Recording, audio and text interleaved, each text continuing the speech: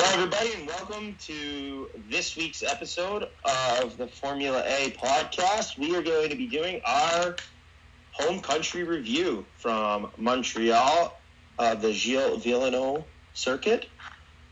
What do you think, Kyle? I think that was an okay race. There was some excitement in it. I think it was pretty good, all things considered. I mean, the qualifying was definitely the most exciting part of the weekend, but Yep.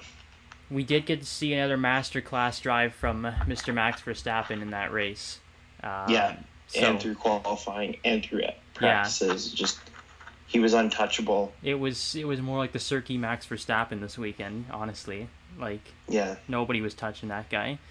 But it was good. I think it was a good weekend. I mean, why not? Why don't we just start off with Super Max? I guess you must have been pretty impressed with him. Max's domination this weekend was, like we just said, was insane. Perez has been taking it to him quite a bit this season, and I don't think we saw it in any session, really, throughout the entire weekend. No one was close to Max. Ferrari really was nowhere near Max. I think Leclerc maybe could have challenged him if he didn't have a car that needed every part replaced, but oh man, we'll dive into that later. Even with Sainz on his gearbox and safety car after safety car, and Lewis cutting him off, or not cutting him off, but giving him some hard racing. Max is, he had one upset radio message when he was behind Lewis, but besides that, he was a cool head and a slick driver all weekend long. Really incredible dominance from him. Yeah, I think that was his hardest challenge, was seeing the back of Lewis's car in front of him after that pit stop. Other than that, there's just nobody can touch him, man. Like, just qualifying every time someone said a fastest lap, he would just come around and be like, okay, I'll just take a second off of that, beat you again. And then the race comes around, nobody touches him. Slight challenge from Sainz at the end, but it never really felt like he was going to get him, even on fresher tires. He's just, you gotta tip your cap, man. He was mega impressive, and so maybe not the most exciting in terms of like a battle for the lead, but you gotta remember the good drives. You gotta remember those legendary drives, and that was definitely one of them. Yes, it was. So big credit to him, but it's not like the other guys didn't really have a chance. I mean, we saw Sainz. We were wondering with Ferrari's strategy and everything. I think they actually had a great strategy this weekend to get, Sainz a chance for the win. They took advantage of the VSCs, but it ultimately just didn't pay off. I mean, what do you think about Sainz's performance this weekend? It was good, but clearly wasn't good enough. I can't wrong him. Like, second place, all considering, was great. I think he had no business getting out qualified by an Alpine, so that wasn't the best on Sainz's part in a Ferrari. Yeah. Alonso was incredible in qualifying and in the beginning of the race. It's a shame his power unit gave him issues and he lost all his straight line speed. We'll get to that. We'll get into that later. Sainz is good, but not good enough. And, if you lose one Red Bull and one Ferrari, that really is Sainz's chance to get his maiden win. So if it's going to take all three of them to not be there for him to get his maiden win, when the hell is that going to happen? Yeah, I love Carlos, especially as a McLaren fan. I still have a lot of respect for the guy, and I think he's a really good driver. But I wonder if he's got that killer instinct that a Verstappen or a Hamilton has, that pushes a guy over the top to get to a championship. I think he's lacking it a bit, to be honest. There's such a fine line of going hard enough to have that killer instinct and then overdriving, and it seems like time and time again he's overdriving. Like the lap that he could have beat Alonso with in qualifying at the Wall of Champions, you see him just get on the power too soon, spins the car, lose a tenth or two. Yeah. Spins the rear wheel starting up the car. And, just this is how many laps you've done in the rain, that track. Like, you should know when, and like Max and Alonso, they had it figured out. And when you put the power down.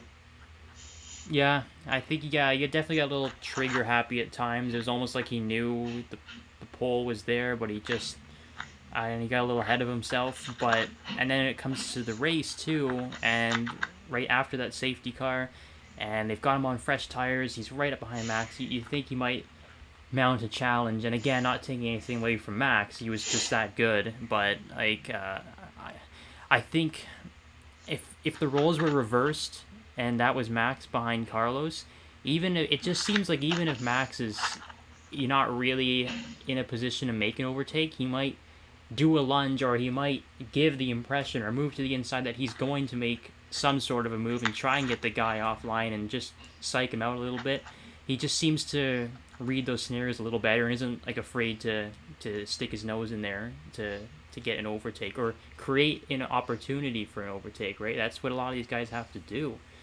And I don't know if Carlito has it, to be honest. Now, to his defense, we heard Leclerc, I forget who he was behind. I think he was behind both the Alpines at one point. Or no, he was behind them. Was it behind the Mercedes? But he was on the radio saying, like, I just can't get the exit grip. Yeah. I can't make a pass. There's nothing I can do. I'm sorry. So, maybe if Charles was behind Max and it wasn't Sainz, maybe he wouldn't have been able to do anything either. Yeah, unfortunately, we'll never know because of all those crazy grid penalties. I mean, Leclerc, shout out to he had a great race too, up to 5th, obviously, from 19th on the grid. So he had a great race, but, he just like another, like, game of, like, what if for Ferrari, like, what could have been, and ultimately, they didn't get it. And, it's you can definitely see, like, the pace advantage of the Red Bull coming out of the corners too, especially that hairpin. It definitely had more jump coming out of the corner, which obviously makes it tough for Carlos. It was more just like, I just would have liked to see a little more aggression, I think, from him. That's all, because he's been in that scenario before, like in Monza, where Gasly's AlphaTauri win, right? That was a very similar scenario for Carlos, and everyone was kind of waiting for that move to happen, and it never did. And yeah, I think it's just another bit of too little too late, unfortunately, or what could have been for Carlos. But yeah, we'd have to see. But another guy, again, big shout out to Charles, who had a great race, 19-5. Yeah.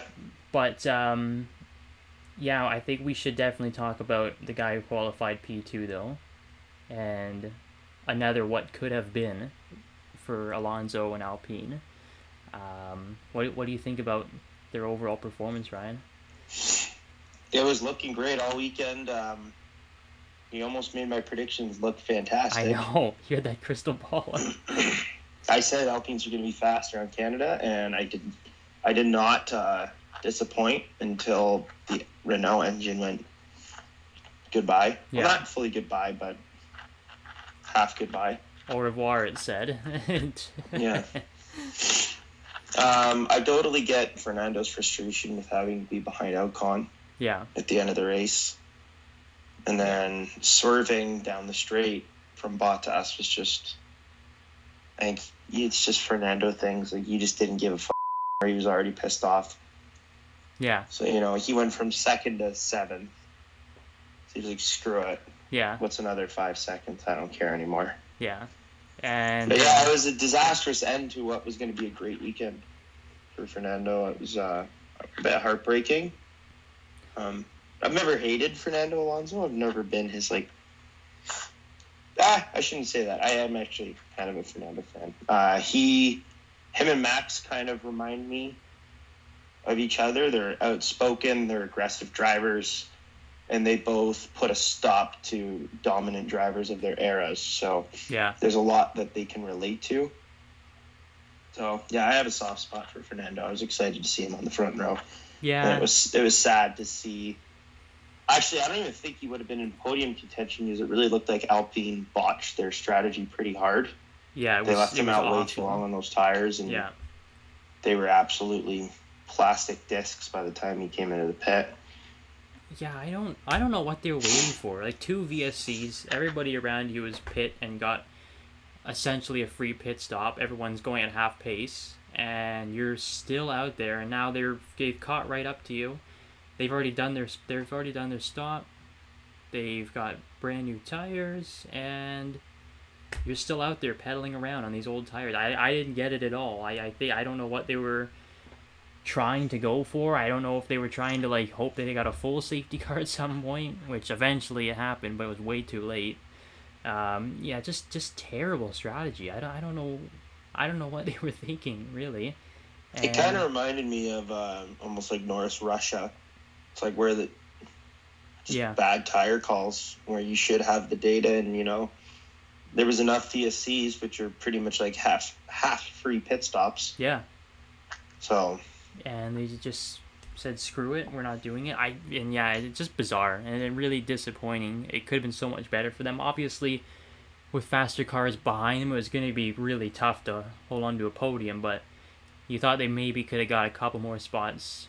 At least made your prediction come true with the P4. It was not out of the realm of possibility, but everything kind of went wrong for them. Strategy sucked, engine sucked, and then just the cherry on top was that the last lap weaving, the get the 5-second penalty, and both of the alphas get to move ahead of you.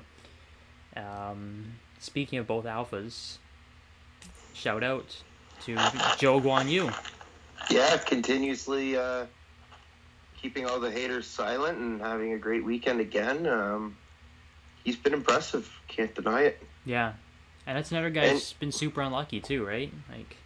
And don't forget, rain is the great equalizer, as they say, right? So the way I look at it is, if you're impressive in the rain, you're an impressive driver. So 2 guys I want to give shout out to for having great rain qualities that really show possible hidden talent or skill is, Mick Schumacher has been put on a pedestal and then started to be questioned recently.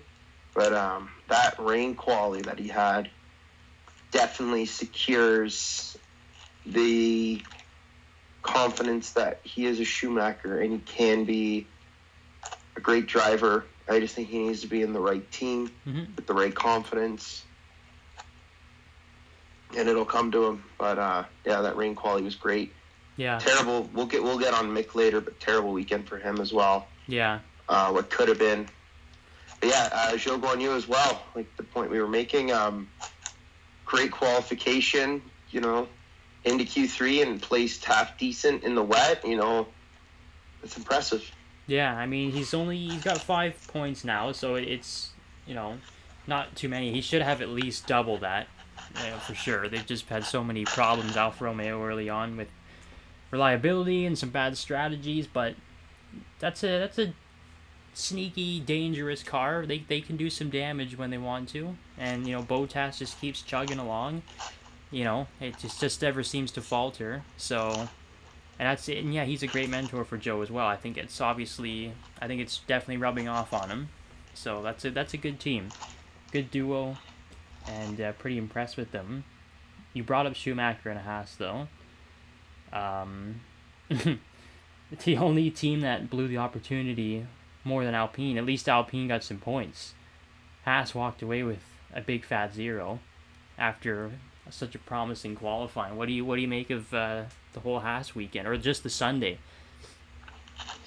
Well, first off, again, another driver who's been hyped up and then, in my opinion, had an absolute terrible weekend was Kevin Magnussen. Why on earth are you trying to go too wide through 3 and 4? What are you doing? Yeah. You could have scored points for your team. You could have had a great haul. Just get behind Lewis, get in the DRS, give him a try later, and then if not, just hold position. Stay in his DRS train. Yeah. Mercedes is looking quick there, and if you could finish behind the Mercedes, that's a great finish for Haas. If they nailed their strategy right, and K-Mag didn't do that stupid move at the beginning, I could see them top 8 for this weekend. Yeah, Top honestly. 8 and pulling in good points for the team. And the way the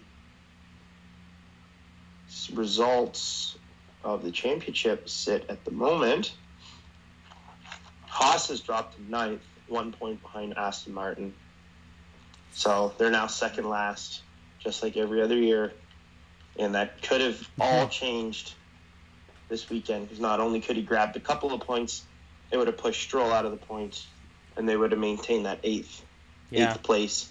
And their pace, they have no excuses not to be challenging AlphaTauri for the 7th place.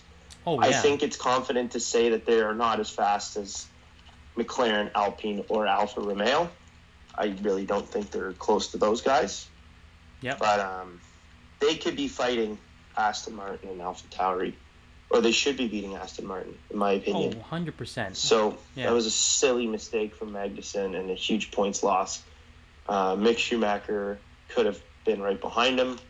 Maybe they could have got like a 7th, 8th. Yeah. Maybe Alonso would have never got by them with the terrible strategy and the slow engine. Who knows how it could have played out if the Haas is finished.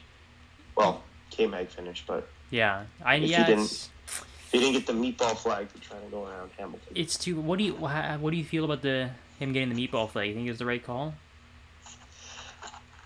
I don't have the same camera equipment and the same screens that the FIA do, and I don't understand the structural integrity of the front wing like the FIA do. So you almost have to have a little bit of faith in them that they know what the hell they're doing. So if he got it, then he got it, and there's probably good reason for it. I come from drifting where I zip tie everything on, and everything is hanging on by absolutely nothing. So I'm a terrible person to ask, because I would have just sent it. Yeah, I know. Well, I'm a kart racer, so I totally get it. Everything's zip tied and taped together, right? You just go out there and send it. But it's when you're talking about going at that speed, you're going 300 plus kph, and there's those little bits of carbon fiber. It's an open top car. I just don't think you can take a chance with something like that flying off and hitting somebody in the head, right? I think it was the right call. I know Kevin didn't like it, obviously, but it's a dangerous sport, and you got to avoid things like that are easily avoidable. And I know, like, Kevin was racing sports cars in IMSA last year, where parts could fall off and you could keep going. It was no biggie, but F1's a different ball game, right? And again, open top car, I just don't think you can take those chances. And like you said, it was totally avoidable. He didn't have to attack Lewis that early. I mean, I love that Magnussen is an old school guy and is not afraid to ban wheels, but you gotta choose your opportunities a little more wisely. So, yeah, another what if weekend for Haas. They should be way higher, but the reality is they're not, and they gotta start figuring out how the heck they're gonna turn it around. Did Magnussen run into any other issues for the rest of the race? Because I just noticed he finished 17th behind Latifi. I think after that safety car, after Yuki's controller seemingly shut off like he was playing like an Xbox game, just sails off into the wall at the first corner coming out of the pit. That was just bizarre. I don't know what happened to him. But after that safety car, they just left Kevin out. I don't know if it was like they were sticking it to him for falling so far behind early, but they just didn't change tires, and he was just like a sitting duck. And Nutella-man just picked up another spot and kept his P16 streak going. Our hometown boy. Yeah, late pass on Magnussen. Yeah, so look at that. You know what? I think Latifi could be on for a World Drivers' Championship. He beat both Ferraris in Azerbaijan. Yeah. And now he's passing a Haas, which was fighting the Mercedes at the beginning of the year. So at the beginning of the race, it was fighting a Mercedes too. And didn't Latifi beat Max Verstappen in Australia? Oh yeah. Yeah. So beat World Driver his Championship teammate material this right weekend. there. So hey man, if you just to finish first you have to finish. So, wise words right there. You keep finishing, who knows what's going to happen. Yeah, so it was our home Grand Prix, so I guess, shout out to Nutella Man for a late overtake, and shout out to Stroll for his 10th place. We did say that was going to happen. I brought that up last week and said he'll get a sneaky point. You said that. I was did. not. I was not hopeful. That was all you. I got Marcus to believe in it. I don't think you ever came around, but he did it. He did it. Didn't matter how it happens. It doesn't matter if other guys screw up and half the field crashes out. No, that's part of racing. You got to finish the race, man. You got to stay clean. And to be honest, he had a pretty good race. He didn't really do anything wrong. He held up that train of cars forever, and was able to go along on those hard tires, and he had a good race. So yeah, go Canada. Go Canada, and he is hometown to Montreal. Yeah. So that was really his hometown race. Yeah, so that was cool. So, we see some guys sort of falling back. We see some other teams sort of turning it around. I think there's one big team that is turning it around that maybe you don't agree with, but I think Merck is maybe starting to sniff around a bit. I think they look a lot better. They're obviously not competing with Ferrari Red Bull yet, but I think they got to keep an eye out for these guys. I mean, I got my tinfoil hat on about them. I'm going to have to go off in a minute. Let's throw it down, because they've been in the news a lot, like the last 7 days. With My God. Yeah. The floor. Oh, we just have a second rear stay ready to go. Oh, look at that. Wow. So what do you think about that? Because you sound like you've talked to Mattia Binotto this week, because he also, and Christian Horner and Otmar Safnauer and Zach Brown and every other team principal that's not Toto Wolff. I sound like, yeah. So do you think they had some insider trading? What's up? I don't think there was insider trading. That's too conspiracy for my liking. But what I really do believe is that, they're bitching and manipulating what they think the outcome was going to be, and they just happen to have the solution or a potential solution ready to go. Yeah. So I don't think they actually give a driver safety. Sorry for swearing. Give a duck. I think they're doing it to manipulate their results and their ability to find pace in the car. I really think that's what it's all about. Yeah. And if they do get a rule change and Mercedes catches Red Bull and Ferrari, I'm quitting F1. I'm kidding. I'd be extremely disappointed. In FIA, that's an absolute kick to the groin for the Ferrari engineers and the Red Bull engineers, because why are they getting penalized for getting it right? That's literally the name of the sport, Formula One. Who can figure out the formula to be number one? So if you can't figure it out, shut up, stop whining, and figure it out. Yeah. Oh, I can't throw 600 million euros at my car anymore. Suck it up. You had 8 years of dominance. Sit in the back of the line. Figure it out like everybody else. I'm so fed up with Mercedes. Interesting. So there we go. I went off a little bit there. Well, I mean, you're not alone. I mean, we're with the other team principals. They've all, I think, had enough of the total complaints. I mean, we talked about it last week, though. Like, we thought it would hurt Mercedes because the way they'd worded it, it sounded like, they were going to force the teams that didn't fix the porpoising but kept making their cars faster with it. They were going to force them to fix it, which would ultimately hurt the performance. But then we found out, here's the solution. You got to use this part. Now Mercedes already has it. It's like, I don't know about this. Something's not good. So the only thing that calmed me down was that the second floor stay didn't really do anything. Yeah. Like, they tried it per car. I think it was FP2 for George, FP3 for Hamilton. Yeah. But it made no difference. No. So this car's undrivable. Yeah. Yeah, car's undrivable. Yeah. Apparently it's not. Apparently it's not, though. I mean, it's still the third best car in the grid, and most teams would love to have it. So, but yeah, it's there's some fishy stuff. I wonder. Hold on, though. Is that not classic Hamilton?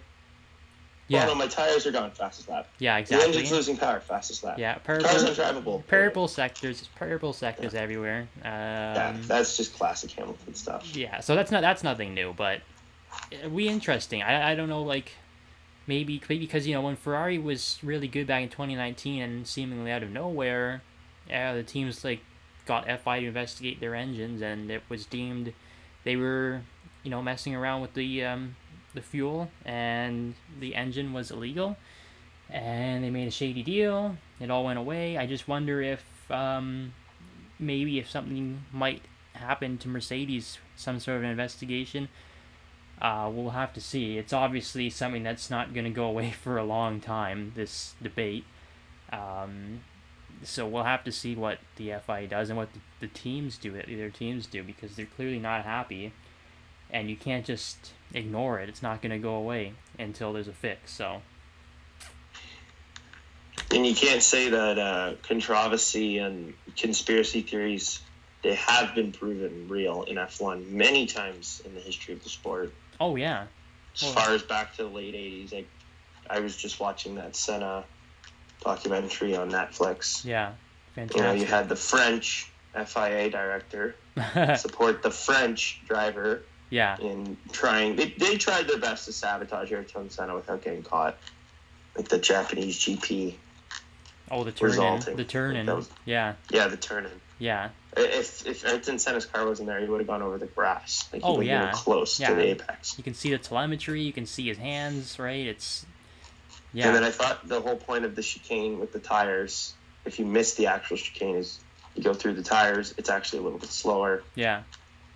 If you do it more than once, then yeah, you get penalized, but that is what that's for. It's not for turning around. Yeah. If it was for turning around, you would just block it off. Yeah, exactly. Yeah. But anyway, great so, and then there's been tons of stuff, Hamilton, Alonso, and McLaren. Yeah, there's Spygate too. Spygate and stealing intellectual property from Ferrari. Yeah. Ferrari engines in 2019. Crashgate with Renault and. Oh yeah, that was a great one. with Renault, who was the crashy? PK Jr. That's right, it was PK Jr. and that ruined his career. Yeah, as he got thrown out, and when they found out what he did, and he sort of just went out in a blaze of glory and said, "Well, I was the mastermind. If I'm going out, I'm taking everybody with me." And it was just like a blaze of glory. It's crazy. It's okay. The PK family have Verstappen now, so I'm pretty sure they're pretty happy with that. Oh yeah, their status has not been tainted by PK Jr. Don't worry, they're doing all right. They're doing. But yeah, like so, as early as 2019. Yeah. Like, FIA and Formula One and Formula One teams have been caught red-handed doing shady shit. So I don't think anything's official as far as there's some shady shit between Toto and F1. Yeah. Who knows? There's a lot of Mercedes fans who think Helmut Marko was in Massey's back pocket, and I don't blame them from their standpoint. It really could have looked that way. Yeah. So until stuff surfaces, I believe it when I see it. And I think anything is possible in F1. Yeah, well, it's just such a political game too, right? And they'll do everything they can to bring the other teams down and to take shots at their team principles. It's been happening since the dawn of time. It's gonna keep happening forever. People are always gonna be upset about something, but if there's legitimate cause for concern, then why not investigate? It doesn't hurt, I guess. Doesn't take anything away. And if you think someone is breaching the rules, then it's got to be done. Like you said, you can't just turn it away. And like we just went over, it's been proven. A lot of stuff has been proven factual many times before. So yeah, they gotta be careful with how they're gonna handle this. It should be interesting. Yeah, but you know what? On the Mercedes topic, it was nice to see a happy Lewis again. It really was. Yeah. I'm not a massive Hamilton fan. I don't hate him. I hate his team, but I don't hate him. So I was pumped to see him get some chip in his step again. Yeah. And I just hate dominance in general, even if it's my driver. So I don't find it exciting to see Max just strolling about out in the lead, complete disregard that signs is in his mirrors. He's like, do. So, if Hamilton, Russell, Sainz, and Leclerc, like 4 of them could be nipping at Red Bull's heels, that's great. Yeah. Game on. Let's see a fight. And I think, I don't think they're there yet as much as you believe, but I think Mercedes is close to figuring it out, even without twisting the FIA's wrist.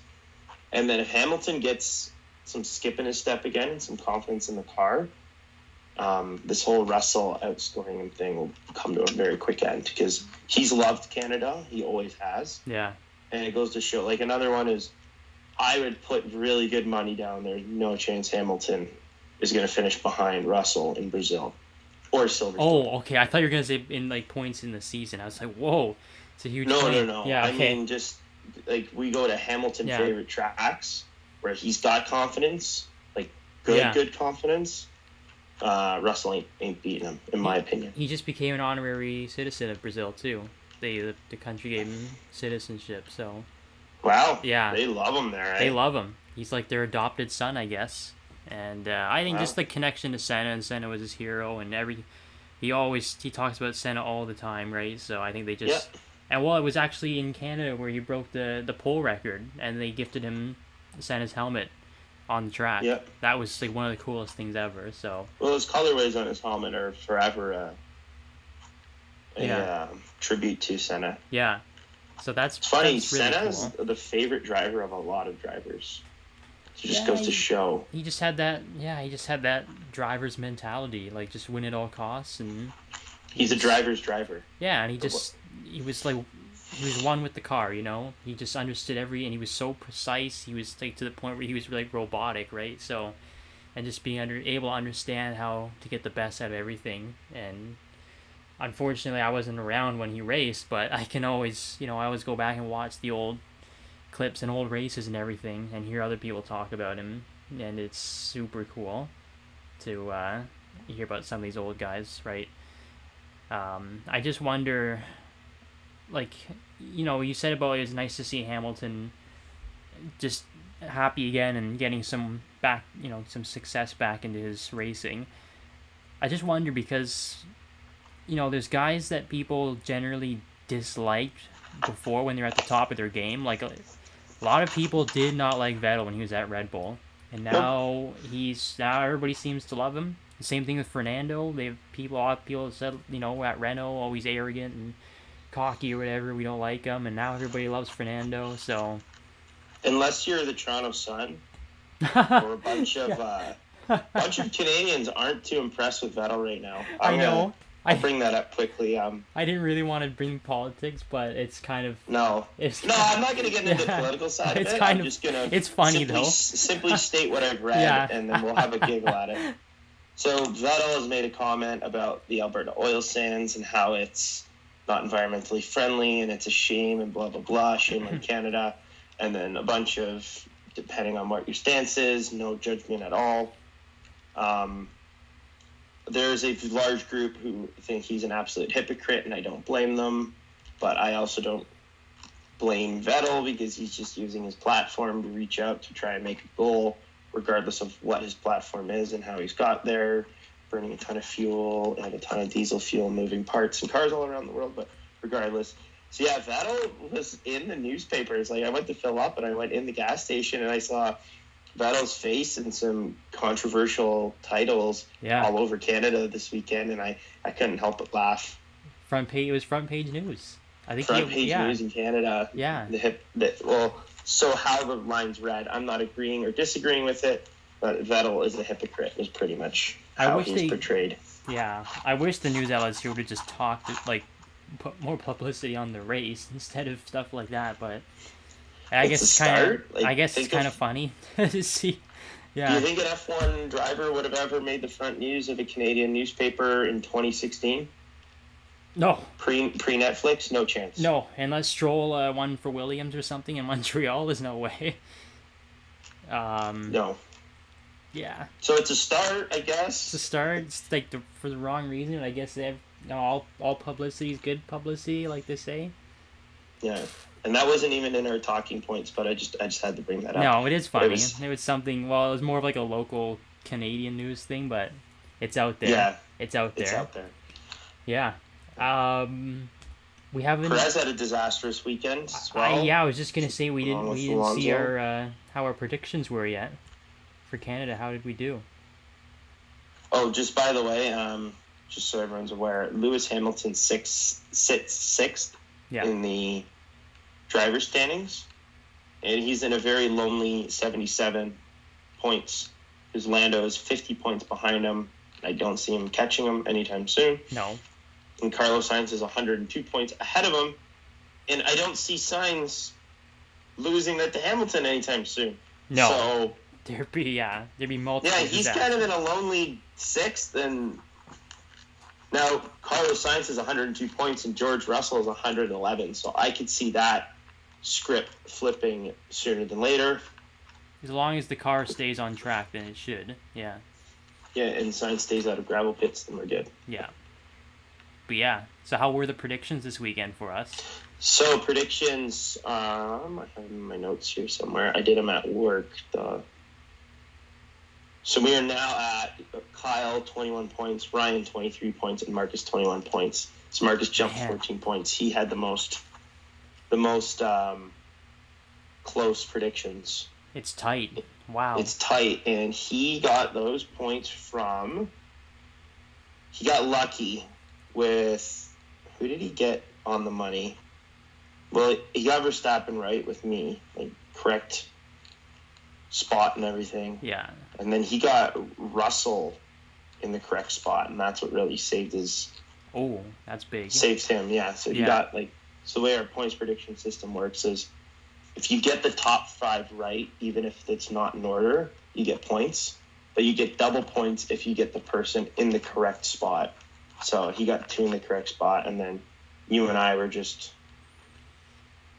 nowhere, especially me. It's not a good weekend. I also picked Leclerc to win before that penalty was announced, so that was just sort of the end. That put the nail in the coffin before it even started for me. Yeah. Yeah. So compared to a lot of, F1 pools or other games, like point scoring games, our games as predictions have to be in before practice. So we get no advantage in our little game between ourselves. Yeah, it's all based off the car's performances through the prior races, drivers' previous performances at the certain track they're at. That's what we're going off of. And I thought I've been doing well. Like I was doing the best out of the 3 of us. And what I would do is I would go to a previous race where the track was somewhat similar, look at the results, and then see if drivers have been doing better or worse or upgrades, and make my decisions based off that. Yeah. I put Ricciardo for 8th, and I was almost kind of close to that too, but McLaren just felt like a rock. No, they were brutal. That's another good talking point is McLaren. Where are you? Like, what happened? I wish I could tell you, and I wish I knew. They're just so Jekyll and Hyde with the team. It's so bizarre. Oh my god. And they've been like that for a few years, but this year it's like... It's so much worse this year. It's worse than ever. And, I say, man, I support them through thick and thin. I went through the good days with Hamilton. I went through the bad days with Honda. But it's Hey. I know I sidestepped that pretty quickly. I realized. That's okay. They were GP2 engine. It's just bizarre, and like even when you they have good days, you see it's mainly Lando who's saying that's not representative of our pace. We just happen to the stars just sort of align for us this week, but it's not what our real pace is. So they're fully admitting they're just not good. It's pretty. It sucks. I don't like to see it, and it's one of it's one of the most legendary teams on the grid. They have to be closer to the top. Maybe not fighting for a championship, but at least going after podiums. They can't be fluttering around at the back and doing pit stops and not knowing where the damn tires are during when the car's already sitting there in the pit box. It's just a freaking mess. And I'm frustrated. Honestly, they gotta figure it out, man. You say your car's Jekyll and Hyde. Figure out what's working. Figure out what's not. I don't care. Just get it done, and stop coming up with we're good on this track, we're bad on this track, or we don't know this thing felt good, or now that it's good in the low corners, now it's slow in the fast corner. Just figure They out. had, they had one really solid season recently in 2020, and that's really been it, right? That's it. And that was like the hope that at least for McLaren fans, that they were going to turn it around. They were Only really go good. up from there. They were really good last year too, to be honest. And then it was just towards the end of the season, it just crumbled, and Ferrari took off with third. And I hate to say it, Rick didn't help last year. no, that win was like a diamond, sort of a silver lining, really. And that's another reason, like, if these driver change rumors are floating around, is because, well, it's sort of like I sort of equate it to, like, if a hockey team or a football, basketball, whatever sport is not doing good, it might not necessarily be the coach's fault, but he's probably going to be the one to get fired, because you can't just fire the whole team. It's sort of the other way around in F1. You can't fire all the personnel. The driver is the easiest one to get rid of, right? So it's just sort of what happens when a team's in shambles and that these things come up. It's not nice. I don't like to see guys talk about losing their seat, but sometimes things have to change. And again, it's not necessarily all, there's no way I'd pin it on the drivers. The car's not good enough.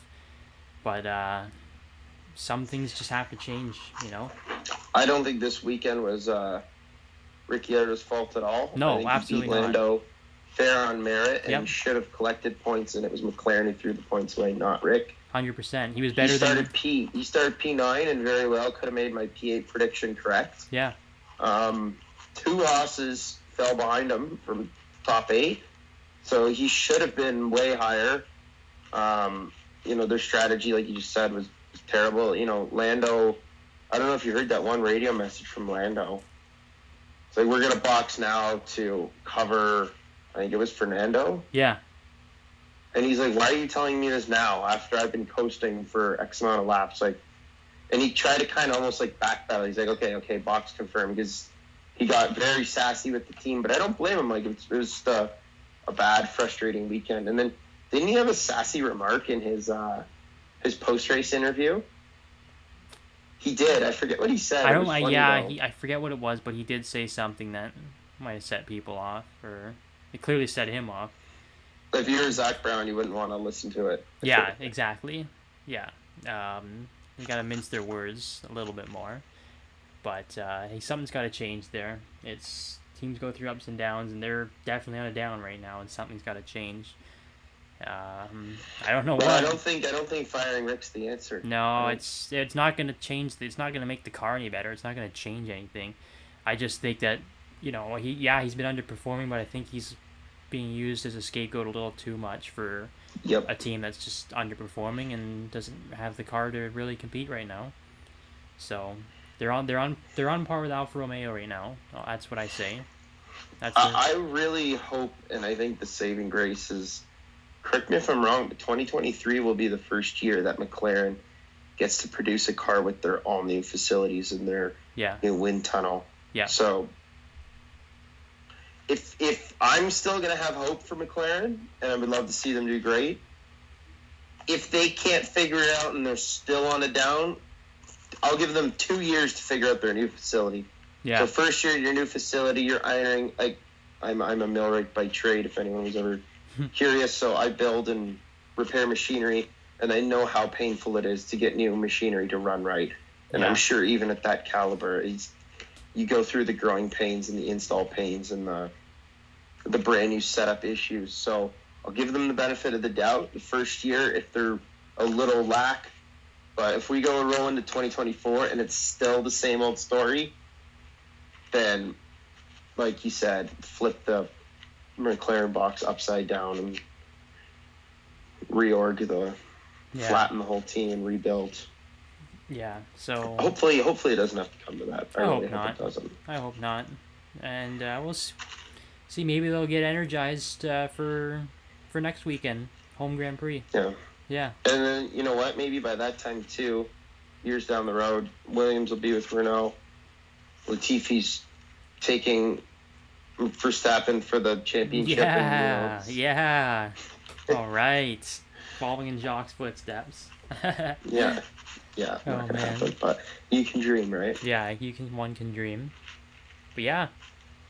Kyle, this was only a review, and we almost hit the 1 hour. Yeah, it was Like, a I feel like big we should weekend. just It was a we big should have a weekend. casual chat for 3 minutes.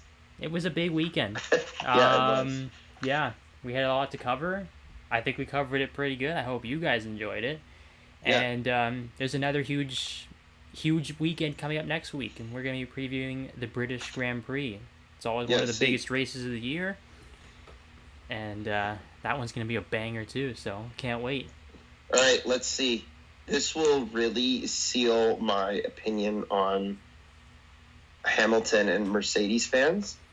If Max gets booed for no reason I hope not. I sure hope not. But you know what? There was always the talk that it would happen. Yeah. And, Hamilton was well respected in Zandvoort. Yeah. And the Dutch fans were not rude to him at all. So let's see. I hope you're right and they don't do that. But let's see. They did cheer for him when he hit the wall at 51 Gs. Like they cheered the crash, which was pretty pathetic. But. I don't even want to get into that.